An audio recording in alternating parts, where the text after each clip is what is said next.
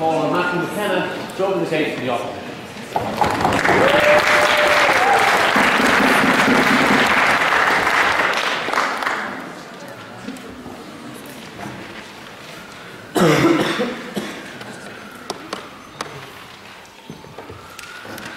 Right, I'd like to actually start by picking up some of the horrible things that Ushing actually opened up with. Ushing mentioned a number of things in terms of legitimacy, only one of which I believe is actually relevant. He talked about numbers, who cares about numbers? He talked about bar police, who cares about that? But the one thing he mentioned was harm to members. And the only way you can talk about harm to members is if you're not talking about beliefs, you're talking about religion in terms of groups, organisations or institutions. Institutions only derive legitimacy by doing charitable works, by doing good in the community, by having a public benefit, and by not harming members. That is the only sense with which legitimacy can make any sense in terms of religion. Now, I'm going to establish the Scientology organisation. I'm going to talk about its history. I'm going to talk about how it was founded as a scam, how it has continued to operate as a scam, and I conclude that it's still going on today. Because you have to talk about the organisation, you can't talk about beliefs. For example, up the road there's the Hare Krishnas, and I consider them to be having equally strange beliefs as Scientology.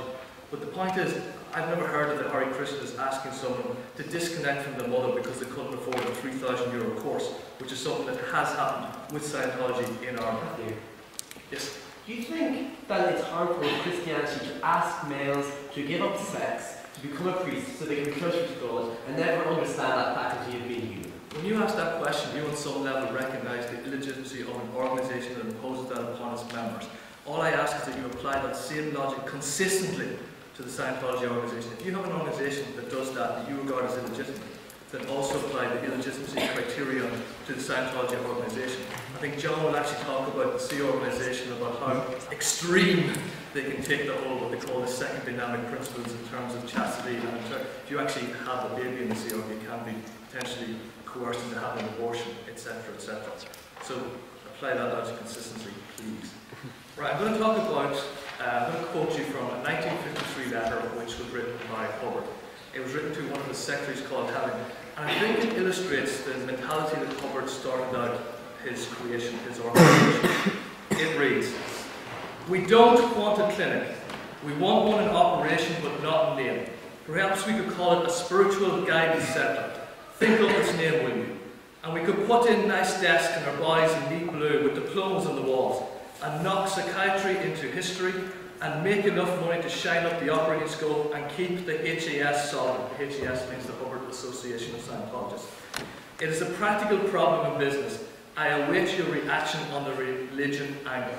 9 months later, in December of that same year, was the first church of Scientology was opened. Because when you actually realise when Hubbard started, he advertised Dianetics purely as a science. He claimed to be able to cure asthma, arthritis and allergies. But when you claim to be a science and claim to be able to cure these things, you fall foul of medical licensing laws. And the Hubbard Dianetics Foundation in Elizabeth, New Jersey, was bankrupted after being sued by the New Jersey Board of Medical Examiners.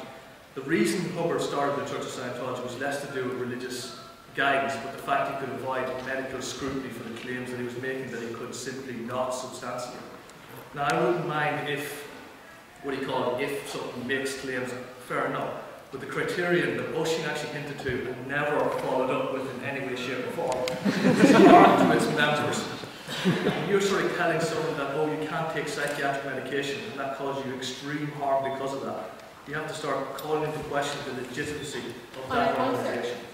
Yes? That point is irrelevant because what you also have to take into consideration is also people's freedom of will. That they have to make these choices themselves, they have to be informed by these choices, and therefore that point is irrelevant because you have to consider that people have made these choices, that they could have walked away from it. Informed choice is the key word. The point is, if you take an organisation that is telling lies, making up crap about psychiatrists, according to Scientology, they've made the claim that 9/11 was perpetrated by psychiatrists because Osama bin Laden's right-hand man was actually a paediatrician or something like that they mistook for being a psychiatrist. They've made those extreme claims. So if an organisation is fabricating claims to scare people off potentially life-saving medications, I think that has to be considered. So you not say the exact same thing about Christianity, which is a legitimate religion? Could you rephrase that with a specific reference to a group or institution? Because there's plenty Baptist Church is a Christian institution that doesn't do that type of medical. If the group is giving bad medical advice, you accept that you should call into question its legitimacy. The point is, it's not about beliefs, it's about organisations and what the organisations are doing to members. You have plenty of Christian groups in this world that do not give such dangerous advice to people, and you have to recognise that distinction. I mean, I'm actually going to make the point here. Mike Rinder is part of the independent Scientologist movement. Now, at the present, I'm not aware of them performing anywhere near the abuses that Scientology is. I'm not aware of any abuses on anywhere near the scale of Scientology, the Scientology organisation. So for that reason, I would reserve judgment on the independent Scientologists until that becomes clear.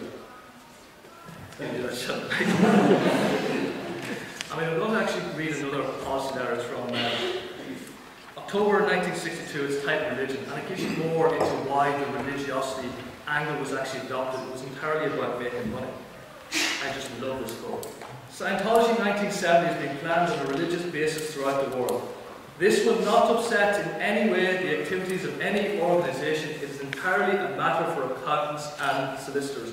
I have evidently failed in designating HASI Limited as a non-profit organisation and cannot transfer HASI assets to any but a non-profit corporation. When he started out, he was claiming, oh, we're science. The religion aspect was there purely to shield criticism that his organisation simply couldn't withstand. Sorry. Yes? Do you think it's possible that the Galactic Confederation were using Elron numbers as an imperfect vessel to spread our salvation? Do you think he's their prophet? Do you think that's possible? No, Hubbard couldn't be their prophet because that completely is at odds with what the actual Scientology mythology actually preaches. But in terms of what you call it, you're asking the question of what's the actual truth value of the beliefs. The point is, I only can look at this in terms of harm to members of the organisation.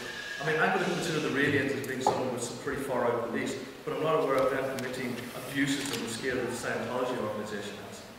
I'm actually going to, talk about a few incidents that have actually happened to Ireland. If you're familiar with, fair game, in fact, Mike Rinder was actually hassled at Dublin Airport. He's been followed by private investigators. We're all familiar with these, right? I'm going to talk about a little bit of what the organisation does to members in Ireland in our own backyard, just to give a little bit of an example, right? I'll be protesting again outside the organisation headquarters on Saturday, and I'll probably be joined by Anne Robinson, who hasn't seen her brother Tony Phelan since 2002. I mean, this is an example of disconnection that they practice. I also talked about Gabrielle Wynne, who was told to disconnect from her mother because her mother might be a suppressive influence, and the reason she couldn't afford a €3,000 course when they were having a fundraising cycle to try and buy a new building. I'm actually going to have another little document here, which is courtesy of John McGee. Thank you, John. John filed a data protection. He was actually in Scientology, and it's just some of the prices of the courses that he was coerced into paying. 2 intensive life repair, €2,000. 1 intensive life repair, €1,000. Purification rundown, TRs and objectives, €1,720. And it's all about money. And that's what it comes down to. The reason that these disconnection policies is to isolate people from criticism so that we can continue bilking money out of people. Sorry. What's the difference between this disconnection and the closed monastery thing? And the closed monastery thing? Informed consent. That's the big one. When you actually join a monastery, you're told from day one what you're actually going to be led into. When you're actually joining the Scientology, you're told, oh, we strengthen family relationships. And then if your family start becoming concerned about your involvement, then you get handed to disconnect from them. So the difference in dynamics between the closed monastery, where you're informed from day one, and the duplicitous, manipulative experience you will have in Scientology, I don't think you can really compare them. I do appreciate the question, and actually appreciate the platform for making that point. In Scientology, there's actually a pact called the hard sell pact. They actually teach people that hard selling to salvage somebody is a good thing. They teach people how to reg people, how to get them to sign up for courses, how to pay more money.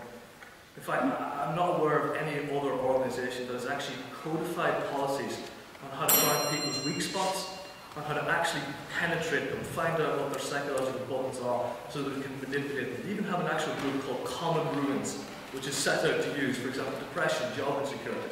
These are things that are codified. I don't know of any other organisation that has such codified policies to really get into people's fears. Because if you're human, you have wants, hopes, dreams, desires, aspirations. Everyone has them. You're human. And Scientology plays in those, it has policies to do so. And if anyone wants to suggest other organisations they think does it as policy-driven as Scientology organisation does, I'd like to hear about it, because if you can't, and if other religious organisations aren't doing this, then I think the claim that Scientology is as legitimate as any other religious organisation is a nonsense. A complete and utter nonsense.